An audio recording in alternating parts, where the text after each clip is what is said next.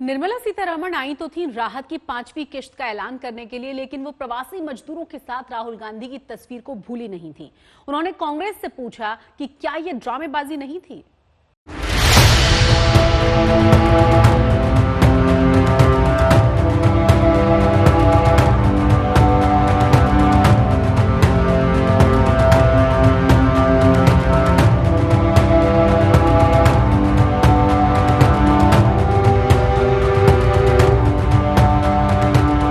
कल जो हुआ माइग्रेंट को उनके रास्ते पे चलते हुए बगल में बैठ करके बातचीत करने का, वो समय है क्या?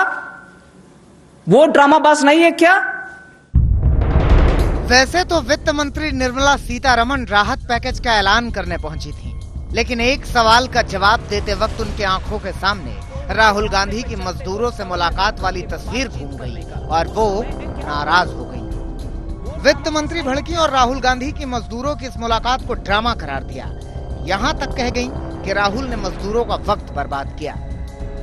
कल जो हुआ माइग्रेंट को उनके रास्ते पे चलते हुए बगल में बैठ करके बातचीत करने का, वो समय है क्या? वो ड्रामाबाज नहीं है क्या?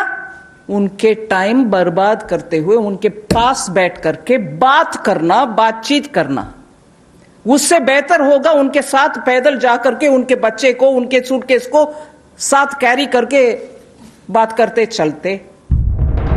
वित्त मंत्री ने सवाल उठाया कि कांग्रेस मजदूरों के साथ हमदर्दी तो दिखाती है, लेकिन उनकी राज्य सरकार मजदूरों के लिए और ट्रेनें क्यों नहीं मांगती। वहीं कांग्रेस का आरोप है कि मजदूरों के लिए उसके स्तर पर बसों का जो इंतजाम किया गया है, उन्हें बीजेपी शासित राज्य अपनी सीमा में घुसने ही नहीं दे रहे हैं।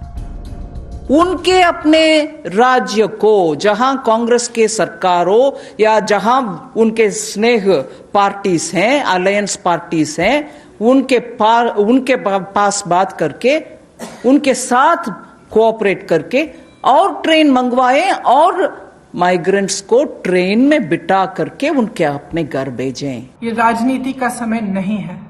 हमारी बसें बॉर्डर पे खड़ी हैं। हजारों श्रमिक भाई बहन पैदल बगैर खाए पिए दुनिया भर की मुसीबतों को उठाते हुए अपने घर की ओर चल रहे हैं। हमें उनको मदद करने की अनुमति दीजिए। हमारी बसेस को परमिशन दीजिए ताकि हम उनको सही सलामत अपने घर पहुंचा पाए। उधर वित्त मंत्री के राहुल गांधी पर तीखे हमले पर कांग्रेस ने जोरदार पलटवार किया। रणदीप सुरजेवाला ने सरकार पर मजदूरों के प्रति संवेदनहीनता का आरोप लगाया।